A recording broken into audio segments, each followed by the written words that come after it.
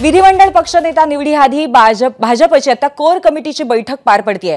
थोड्याच वेळात भाजप विधिमंडळ पक्ष कार्यालयामध्ये कोर कमिटीची बैठक होणार आहे।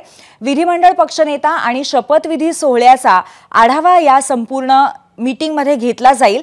तर विधिमंडळ पक्षनेत्याची आज महत्त्वाची मीटिंग तर होणारच आहे, बैठक होणार आहे। यामध्ये विधिमंडळ पक्षनेता औपचारिकरित्या निवडला जाईल, पण तत्पूर्वी भाजपच्या कोर कमिटीची बैठक पार पडणार आहे आणि या कोर कमिटीच्या बैठकीमध्ये विविध गोष्टींचा आढावा घेतला जाईल। त्यामध्ये प्रामुख्याने उद्याचा शपथविधी, तसंच विधिमंडळ पक्षनेता आणि तसंच मंत्रिपद या सगळ्याच गोष्टींबद्दल चर्चा होईल। पण महत्त्वाची गोष्ट अशी आहे की विधिमंडळ नेता निवडीआधी कोर कमिटीची बैठक भाजपची पार पडणार आहे।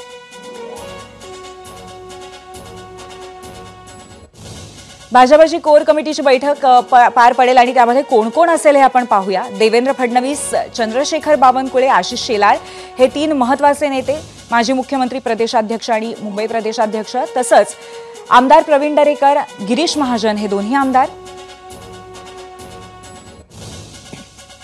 तर या कोर कमिटीची बैठक होणार आहे, नक्की कशासाठी आणि कशा संदर्भात याबद्दल आणखीन जाणून घेऊया। आपले प्रतिनिधी अभिषेक मुठाळ आपल्या सोबत आहेत। अभिषेक, कोर कमिटीची बैठक हा एक नवीन अपडेट आहे, नक्की कुठल्या मुद्द्यांवरती ही बैठक होती आहे?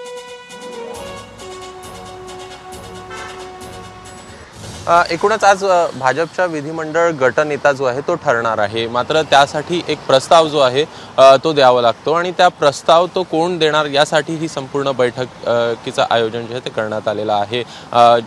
एकूणच प्रदेशाध्यक्ष चंद्रशेखर बावनकुळे असतील, देवेंद्र फडणवीस असतील, आशिष शेलार असतील, सोबतच पंकजा मुंडे असतील, गिरीश महाजन असे काही नेते जे आहेत ते या कोर कमिटीच्या बैठकीला आपल्याला उपस्थिती लावताना पाहायला मिळणार आहे। जो गटनेता ठरणार आहे त्याच्यासाठी एक जो प्रस्ताव द्यावा लागतो तो प्रस्ताव नेमका कोणत्या आमदारांनी द्यायचा किंवा कोणत्या ज्येष्ठ आमदारांनी त्या संदर्भात तो पुढाकार घ्यायचा यासाठी ही संपूर्ण बैठक जी आहे ती होणार आहे आणि त्यानंतर एकूणच विधिमंडळ गटनेता जो आहे तो आपल्याला ठरताना पाहायला मिळेल। धन्यवाद अभिषेक आपण दिलेल्या माहितीबद्दल। एबीपी माझा, उघडा डोळे बघा नीट।